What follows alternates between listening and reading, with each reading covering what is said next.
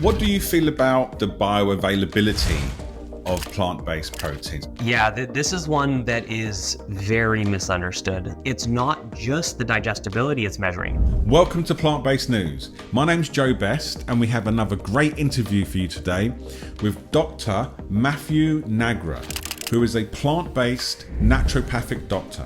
He became interested in this area when he faced his own health issues and health issues within his family and had success with that. And now he focuses on bridging the gap between life-saving medical treatment and lifestyle-based nutrition interventions. This is going to be a really exciting interview, so stick around because we've got some great questions that we're going to ask. And with that said, welcome to the show, Dr. Matthew Nagra. Oh, thanks for having me. I've been a fan for a while. Great. So I have been looking a deep dive into some of your work, and I must say that it's quite varied and it's quite vast. So could you tell us a little bit about what made you get involved in plant-based nutrition? Yeah, I mean, I'll try to give the short version, but when I was younger, I had some health issues. I struggled with asthma at some points, quite serious. I had allergies. I had some skin issues. And my personal trainer at the time, back in my mid to early teens, actually promoted more of a plant-based diet. And so he was actually the first person to kind of open my eyes to that. And after a fair bit of resistance, I eventually started taking on board some of those recommendations. I got rid of the dairy being one of the first things.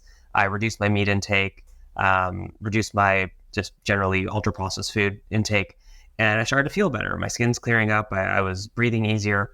And that's what initially sort of opened my eyes. And over the next couple of years, I experimented a bit more. I read a bit more. I certainly wasn't great at delving into the scientific literature at that point. So a lot of what I was reading was probably what a lot of other people read, things like blogs and whatnot online, and sort of picking up things. And I certainly went down some roads that weren't so evidence-based early on. But over the course of a couple of years and then into university, where I did take some nutrition classes in my undergraduate studies, I started learning a lot more about where the evidence actually is, and a bit more about how to tease out what is maybe good quality evidence versus not so good quality, and eventually actually went 100% plant-based, also driven by the ethical considerations. Do you think there was one moment where you decided to just go all in, career, food, the whole lot? For diet, yes. It was February 24th, 2011. I was in the cafeteria at the University of Victoria, where I did my undergraduate studies, and I remember having chicken on my plate, sitting with one of my friends, and this was after I had made some significant changes when I was working with that trainer a few years earlier, and I'd kept most of that up. But when I got into university, I was relying more on cafeteria foods, and maybe things were slipping a bit more. And I just wasn't feeling quite as good. And I recognized that. And just on the spot there at that lunch, I just decided, you know what, I'm going all in 100%. And it was mostly health driven at that time. Not that you need to necessarily eat 100% plant-based to be healthy. It was just that drawing that hard line was the easiest thing for me. And then within that first year is when I started to open my eyes to the more ethical considerations. I saw the film Earthlings, as I'm sure many people watching this are familiar with. And that's what really kind of sprung me into more of the animal rights side as well. Amazing. So at university, I studied architecture and engineering. And there's still a division between experts and non-experts. But with your field, everybody with a phone is a nutritionist. So anyone who can make a video is a nutritionist. How do you integrate that into your information that you share? Because it's almost like you're really working hard to research these topics, and other people are just hearing hearsay and then sharing it as fact. How does that incorporate into your working life? Yeah, that is one of the challenges, because a lot of people do put a ton of stock in what some people will say on social media simply because of credentials even. And I mean, in some cases, they don't even have credentials, but in cases where they do, they often sort of lean on that. And so what I try to look at is not just what the evidence says, but um, what are they basing their opinion on? Like, for example, if they were to say unsaturated fats or polyunsaturated fats are harmful for us because there was a correlation between increases in their intake through the, say, 60s, 70s, and cardiovascular diseases. Well, there are many things that we can look at that would correlate in a similar way. So why do they accept one but not the other? So I try to find inconsistencies or consistencies, if they're there, between what they're saying and what other kind of conclusions that same logic would lead us to. Oftentimes, I find that people will make claims that that they wouldn't accept if it was a different topic. Actually, a great one I can think of right now is people will say, "Oh, nutrition research is garbage because it's, a lot of it is self-reported and it's observational." If we're looking at, say, red meat intake and cardiovascular disease, but then those same people will say that evidence on exercise is a home run. Well, any of the research on exercise and actual cardiovascular outcomes is observational and it's mostly self-reported. Why is that good, but the nutrition isn't? And so that would be a case of an inconsistency, perhaps pointing towards bias. And I don't know if this is correct. I may be off base here, but I do suspect that is maybe easier for people to understand who don't have a lot of scientific knowledge, that, hey, there's an inconsistency there. Why are they taking one but not the other? Versus actually diving into all of the methodology and trying to explain in more detail. Of course, I do both. I go back and forth on my page all the time. I have some more response type videos. I have some where I'm diving into study findings. But I think when it comes to combating misinformation, the consistency angle is a big one. That's a very clever approach. One of the biggest issues I see is people, it's a compassionate approach, but people want to be hopeful. So they validate whatever diet they're currently doing, and then they discredit the one they just left. And there's no really scientific research to support that. It's just anecdotal. So I think that obviously populates a lot of social media. One of the things that I learned from you recently, and I think this is I'm quite shocked actually, that I still believe the protein myths. And you said something which changed my mind, and I want to dive into that a bit. So I still believe, even though I've been vegan for 10 years, that meat protein is complete and plant protein isn't. And I was shocked that I still believed that. And I watched one of your content and it said that's an absolute myth. So can you talk about that?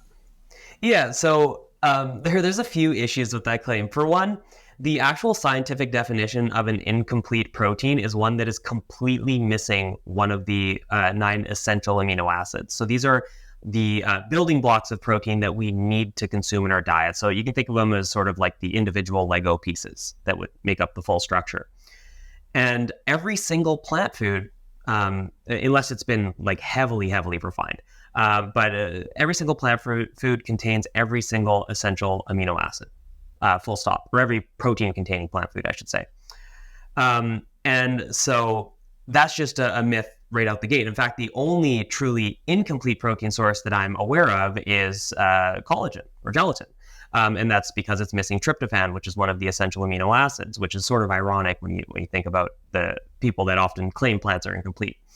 Now, there's another way that people try to define incomplete proteins, and this is, to be clear, not the true scientific definition. It's sort of an alternative definition. It's that if you just ate that food, you would potentially get inadequate amounts of one of the amino acids. So it is true that if you ate a diet of just, let's say, rice, you might be low in one of the amino acids. Or even if we were to say you ate a diet of just beans, which is a higher protein food, it's possible that you might end up low in one amino acid. But the fact of the matter is that we eat a variety of foods. And in fact, anybody I'm aware of in this space recommends eating a variety of foods. And so one food might have a bit less of one amino acid, but more of others, and then other foods will have the opposite. And of course, it all pairs at the end of the day. You don't need to focus or hyper focus on combining foods at meals or anything like that. Your body will combine your breakfast with your lunch, with your dinner, and take care of it for you. So you just really, at the end of the day, it's the total amount of protein that's most important. And if you're getting more protein than, say, the bare minimum, you can also compensate for any sort of deficits just because you're getting more. So there's really no reason to buy into this whole incomplete protein myth. Yeah, so it was that explanation that really put me at ease, because I started like you, vegan for my health, and then it became about the animals. So I didn't really consider so much the nutrition side. I was like, even if it wasn't as healthy, I would still do it. But then when I eat my salad, now when I think of what you said, they're all working together to give me all of the amino acids that are all the components that I need. And it just made me feel like that makes so much more sense, because being more intelligent animals, we're going to seek variety. We're not just going to eat like I think the hardest thing about some of these meat-based diets is it's meat, meat, meat, meat. You've got to be a certain kind of person to eat only the same food every day. So that was really, really great information for me to receive that. It might be a redundant question now, because I'm going to ask you, what do you think are the best sources of protein? Well, when it comes to protein, it's not just about, the fact that plants contain all of the essential amino acids, but you also want to make sure you get enough, right? So some foods, if you were to again rely on rice, we'll use that as an example. Even if you ate that all day, your overall protein intake would be pretty low because rice doesn't have a ton of protein overall. Whereas if you were eating something like tofu, it's much more rich in protein. So some of my favorite sources are tofu or other soy protein sources. There's also seitan or vital wheat gluten, which is excellent. Mycoprotein products, which I know are very popular over in the UK, as I was just there. I saw them everywhere.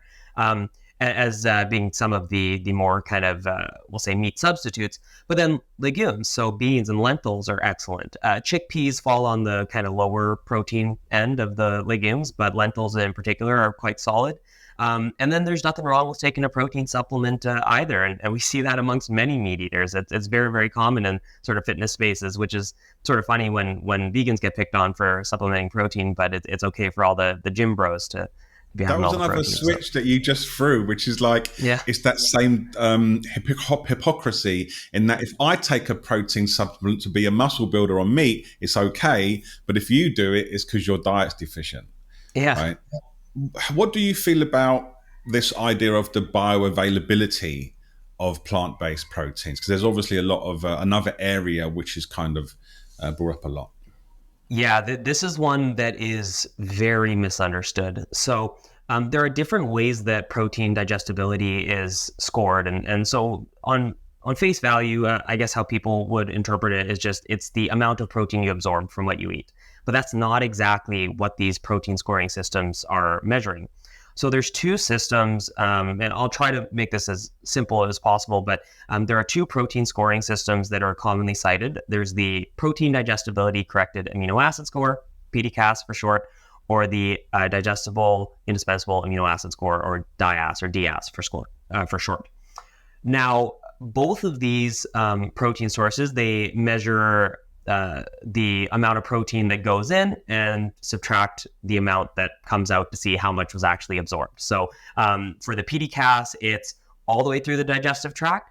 And for the DIAS, it's from mouth to the end of the small intestine, where the digestion would have happened by then. And they're done in animal models typically. So the PDCAS mostly in rodents and the DIAS mostly in pigs. So there's a couple issues with this. For one, we aren't rodents or pigs. Sure, pigs might have a closer sort of digestive tract to our own, but it's not exact. And their protein needs might be different. But another big issue with that system is that, especially for the DIAS, which is measured typically in pigs, they use raw products. So raw beans, raw lentils. And when you cook them, you make them more digestible. And we obviously eat them cooked. So that's going to likely undervalue the digestibility. There are a few other things I could point toward. I think it gets a little bit maybe too technical here, but this is actually the biggest factor that I don't think even people who are in the field who cite these scoring systems understand. And that is that it's not just the digestibility it's measuring. It measures the percentage of the protein that's digested, and then they take the amino acid that's present in the lowest amount and see if that would meet your needs. So I just want to simplify that.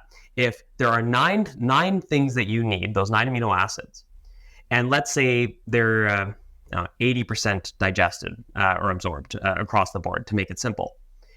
If that protein source is low in one amino acid and you're getting 80 or even 90% of it, you're going to fall way below your needs for the day if you only ate that food. So these protein scoring systems aren't really relevant to a diet comprised of more than one food. And if you look at plant foods, which have that sort of mixed amino acid profiles, if you take just beans and you measure its digestibility, it's probably going to show up low on that scoring system, even if you're absorbing 80, 90% of it. The score might come out as like a 40%, 50%, 60%, and it's going to make it look much, much worse. So when you actually look at just the overall digestibility, you see legumes are, around the 80s, some even creeping into the 90s. You see plant-based meats in the 90s. You see tofu and soy milk in the 90s for percentages, and that's comparable to what you see with meats. Meats are typically around 90 as well. So it's actually quite comparable when you consider sort of the issues with those scoring systems. Well, what came to mind then? It's almost like having an income stream called meat, which pays $100 a month, and someone having 10 income streams that pay $10 a month, and they say none of those are complete. That is actually not a bad way to put it, or it's to you could even go further and say, some pay 30, some pay 5, whatever, and you take the lowest one, right? The lowest cutoff. You say, that's not working. That's no good. Right. Yeah. So if you took two people, two twins, let's say, and you put them into a 6-month weight training program to build muscle, and say one was on a meat-based diet and one was on a vegan diet, would there be a significant result difference at the end? So that's the best question. So everything we've talked about so far is irrelevant if the results are the same here, right? Who cares if there's small differences in digestibility or amino acid profiles if the end result is the same? And we actually do have trials looking at this. There was one trial by Javier Lorraine in Brazil where they compared vegans to meat eaters. They had both of them eat the same amount of protein, 1.6 grams of protein per kilogram of body weight, and they resistance trained. I believe it was for 12 weeks, if I recall correctly. And they had similar muscle and strength gains, no statistically significant differences on any of the metrics. There was another study done more recently. I can't pronounce the author's name, but it was out of the UK, and it was using the mycoprotein-based products in addition to an overall plant-based diet. And they found that those on the mycoprotein and plant protein ended up having similar muscle and strength gains to those eating a lot more animal protein. And this was eating roughly the same amount of protein and doing the same sorts of training programs. So as long as you're getting the same amount of protein and you're training, you can get the same results. And so that just totally makes the debate around digestibility and those other factors moot at the end of the day. Yeah, I really, really agree with this, because I feel like there's a body intelligence and then there's a human intelligence, and they're all arguing about all of this stuff, and the body's meanwhile just doing what it does with what it's being fed and to the best of its ability. What do you think is the biggest challenge that people have regarding building muscle on a vegan diet? I think a bigger factor, there's a bit of a learning curve, of course, when you first start and trying to figure out, what are good protein sources and that. But I think a bigger challenge if someone were to swap from a more animal-based diet to a strictly plant-based or vegan diet would actually be the overall calorie intake. So when you're swapping out animal foods, especially fatty animal foods, for plant foods, you're generally getting less calories per bite, because a lot of those plant foods are lower in calorie density. And if you're not getting enough calories to support growth, you're not going to grow, if that's the goal.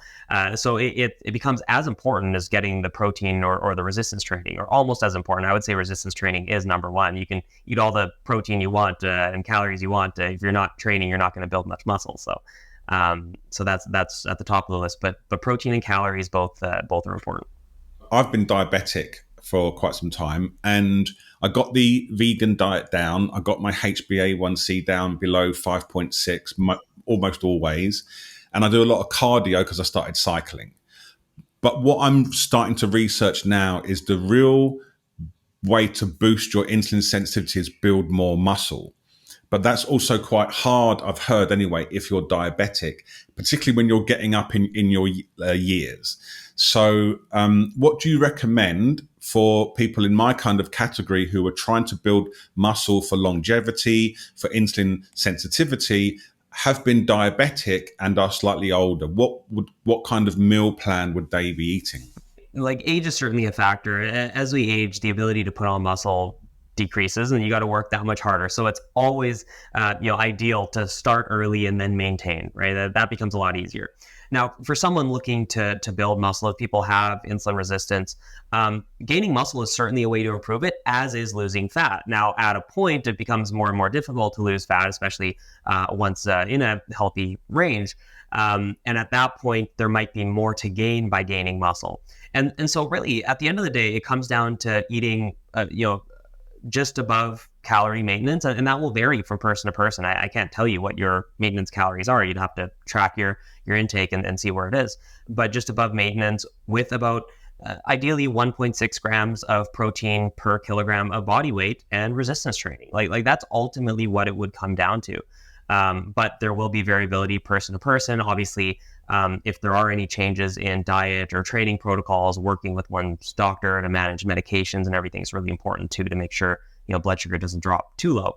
But there's no magic bullet. There's no like special kind of treatment in that case. Yeah. I'm trying to get like a visualization of what a plant-based protein meal looks like. Is it like a cup of beans, or tofu every day, or 100 200 grams of tempeh? Like how can someone kind of feel like, yeah, I'm in the right direction with my protein at least? Because I did read a study somewhere, maybe even it was with one of your videos, people aren't even meeting the lowest recommendations in some cases. What I often suggest is that centering a meal around a protein-rich food is a good way to go about it. Doing that 2-3 times a day can really help. And of course, protein supplements can help as well. But there are many different ways to make a high protein meal. One that is really simple is a tofu sandwich, like smoked tofu with whole wheat bread, some avocado, some tomatoes, greens. Easy. Lentil or chickpea pasta, phenomenal sources. I really like using those myself. In fact, I had some last night. So those are really rich in protein, also great sources of fiber, iron, a bunch of other minerals as well. Something I do, and I know a lot of other people that do, is actually add some protein powder to oatmeal. I find that if you have a good protein powder, it helps flavor it. It also adds 20 plus grams of protein to oatmeal of all things. That is a really simple one. And of course, lentil soups, dals, those are excellent as well. So there's no like one perfect high protein meal, but these are all really suitable options. And some plant-based meat alternatives can fit in there as well, as being protein rich and highly digestible, as I mentioned earlier. Right. So I support all plant-based approaches to nutrition, and I have been around the raw food community and the fruitarian community. So it's not to denigrate any of those choices, but I do believe that we should be able to look at the science. So in those diets, some of the arguments is that protein is bad for the kidneys and it's better to eat fruit, which is our natural food that has very low protein, and that's all we need. And then the raw food community also talk about enzymes being really important for digestion. So they've both got their reasons for doing these diets. Is there any science that supports those claims, or that those diets are better than a cooked diet in terms of protein and other issues? So we actually have some pretty good research on kidney function, and in healthy individuals, even like a high protein intake doesn't seem to negatively impact kidney function. Now, where there might be some hesitation and there's some guidelines around limiting protein is in people with chronic kidney disease. So if someone has some sort of health issue going on with their kidneys, in those cases, yeah, it might need to be managed, and that is again something they would work with their nephrologist on or family doctor on. Depending on kind of what stage they're at. So generally speaking, no, it doesn't damage to the kidneys. It's perfectly fine for people who are healthy to consume a fair bit of. Now, as far as the raw food side, the enzymes, well, we produce all the enzymes we need. Most of them being produced in our pancreas, and we secrete them and we break down the foods that way. There isn't really good evidence that we need to be consuming these enzymes from food to lead to better outcomes. In fact, cooking foods, I know one of the arguments there is with absorption and nutritional content, but cooking foods actually increases the digestibility of some nutrients, protein again being one of them, lycopene from tomatoes, for example. These are beneficial things that actually become more available when we cook them. So it's not one way or another. I mean, hey, eating a raw salad is fantastic. Making sure you get a lot of greens and veggies and things in, that's great. But it doesn't need to be the whole diet. Right. So this ties into my own experience, where because I was involved in that community started almost 20 years ago, and how it started was certain nutritionists, practitioners working with unwell people and put them on fruit, a bit more digestible, put them on raw food, and that somehow trickled down into young people eating a diet that was very effective for people who are unwell. And I think that's how I think that.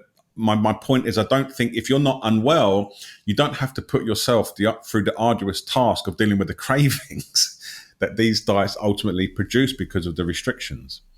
Yeah, and I wouldn't say that even in unwell populations, I wouldn't say that it's necessarily the best approach. I think there are a lot of approaches that can help from a nutritional standpoint, and oftentimes it's not nutrition that is really needed there. There are a lot of other things, right? So, you can find the same kinds of arguments, same kind of stories from people in like the carnivore community, for example. You can get it for literally every diet camp, and so I wouldn't base recommendations on those types of anecdotes. Right. So this brings me on to my next topic, which is, you've got these diets of the raw food and the fruitarians, then you've got the whole food, plant-based vegan community, and now you've got plant-based burgers, right? Which I actually really enjoy. And you've just published a paper in the Canadian Journal of Cardiology. Can you talk about your learning from doing this? It was a review, right? For what you've discovered about plant-based meats, because I'm sure even some people in the plant-based community are saying, don't eat those. The vegan community aren't because they're for the animals, but some people in the plant-based are saying it's not a healthy food. Yeah, well, I mean, there's a few things that are really important to keep in mind. So with our review, we specifically looked at the substitution of meat for plant-based meat alternatives. And in that case, what we found was on a nutritional basis, generally lower in saturated fat, lower in cholesterol because plants don't contain any, a bit higher in fiber. And when we looked at the randomized controlled trials where they actually pit the plant-based meats against the animal-based counterparts, we saw reductions in total and LDL cholesterol levels. In a few studies, we saw reductions in either body weight or waist circumference. So we're seeing improvements in these risk factors for cardiovascular disease with what are generally pretty simple swaps.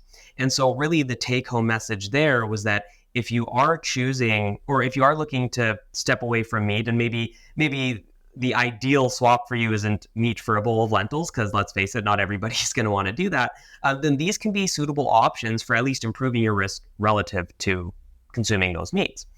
Now, there could be still some debate around, how does say a plant-based burger or plant-based meat burger compare to a black bean burger? Yeah, we don't have those studies yet. I do suspect that the black bean burger would probably improve certain risk factors, maybe a little bit more. I would actually like to see those kinds of studies in the future. But these products are so mixed or heterogeneous in that there are products with a very high saturated fat content, a very high sodium content. There are some that very, very low saturated fat and sodium content, higher in fiber, lower in fiber, higher in protein, lower. You can't paint them all with one stroke. You really need to look at the individual product, and there are actually some out there that could be a part of a healthy diet on a regular basis. So I wouldn't say that they're all necessarily harmful. I certainly wouldn't say that they need to be avoided all the time 100%. And I would suggest that compared to meat, at least, they are a positive swap when it comes to heart health. Did any of these reviews look at the type of meat? Because there's a vast difference between a steak and pepperoni, for instance, or spam, which we have a lot of in England. Did they look at that at all? Yeah, so different studies made different sorts of comparisons. There were some studies that compared to red and processed meat. There was one study that compared textured soy protein to lean red meat, so unprocessed lean red meat, and there were still benefits to choosing the textured soy protein, which is a meat alternative for those not familiar. And then there was the famous swap meat trial where they actually compared Beyond Meat products. And this was before the recent iteration, which I would say is even a bit healthier. But compared Beyond Meat products to organic grass-fed meat products. And even then, we saw that the Beyond Meat products improved risk factors. So there are a bunch of different comparisons being made, and pretty consistently we see these improvements. Yeah. I mean, in my own experience, and this, what you're saying kind of ties in, where I had quite a strong binge eating syndrome for many years, and I was eating meat burgers and fries and this type of stuff. And I was 320 pounds. My HbA1c was like pushing near 10. Once it was 11. And it was just a hellish experience. And I switched to a plant-based version of the same diet because I thought at least I'll buy more time to figure this out. And everything came down about 30% with the exact same huge. food. Yeah. That's a huge drop. Yeah. Yeah. Exact same food, fries, cut like sodas.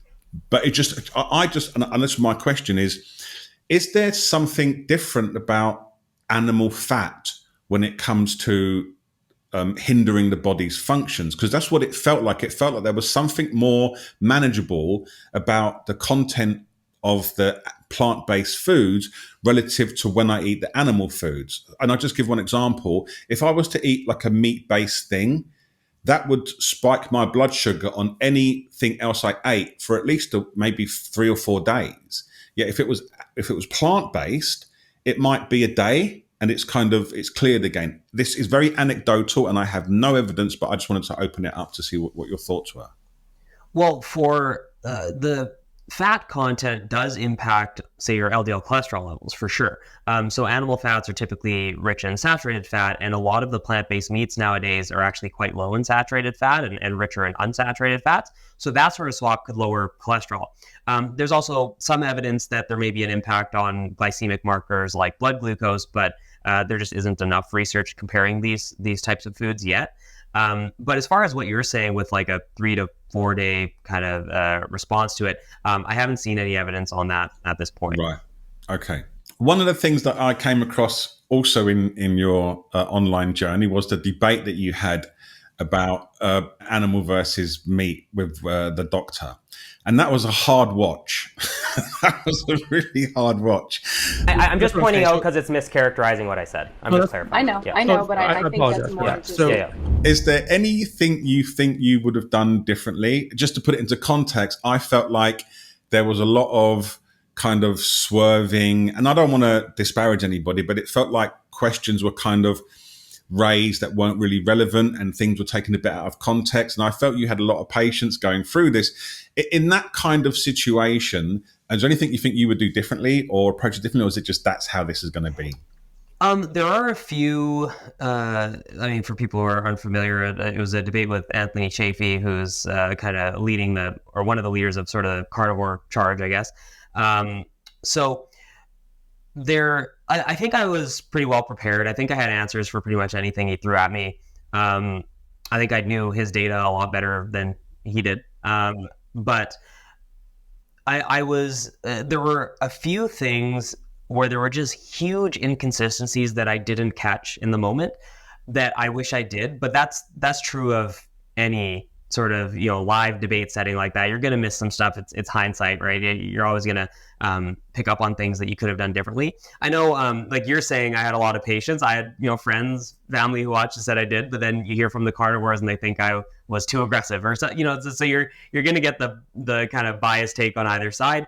I don't know. I think there might've been a few times where I could have maybe been a little more patient, but at the end of the day, I don't think a lot of people understand just how frustrating it is to ask the same question 5 or 6 times and continually get dodged. And that's what happened a lot, right? He would not answer questions because I think he knew either he didn't know the answer or he knew that his answer would ultimately poke holes in his own position. So, so that's what it was. My sense from it, and I did look at some of the comments, and obviously people are talking about, well, whoever was the calmest, correct. And I'm like, well, that's not scientific. And also, there was of a lot of people saying that you did a good job. And what the takeaway that I got is that it felt like you was there for a debate. And I felt that the other person was there to tell a story.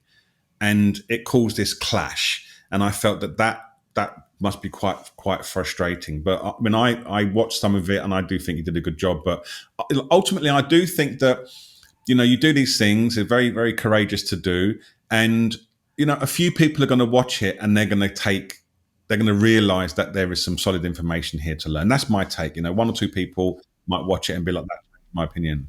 And it's more than one or two. So one thing that is really the reason that I would do stuff like that in the first place is I got a number of messages from people. I've saved them. Some of them are really, really nice, but just about people who were essentially walked off the ledge. They were very confused. They were going to, or either experimenting or going to experiment with the carnivore diet, and they realized that it just didn't have a good scientific basis. And I convinced them of that through that debate.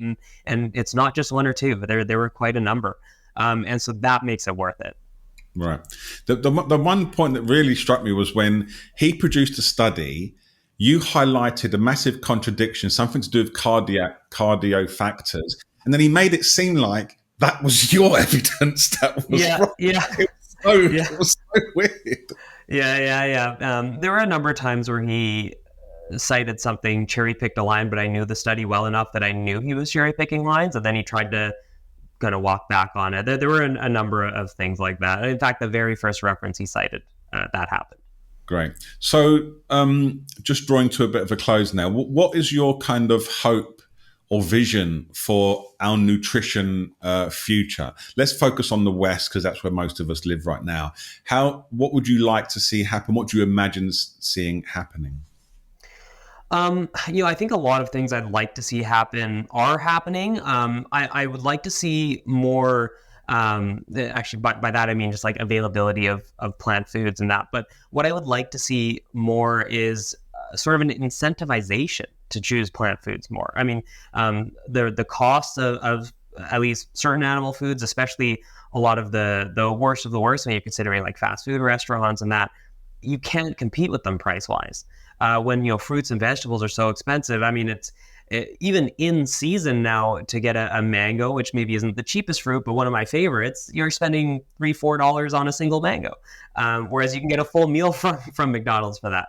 And of course there are other options besides the mangoes, but it's just to point out that there are some big issues there, I think, making it harder for people, especially with rises in living costs, especially here in Vancouver, and that where maybe you need to cut some corners somewhere, and people end up doing that with their diet. So I would like to see some way that prices can perhaps be reduced on the plant foods, or to be incentivized in some way.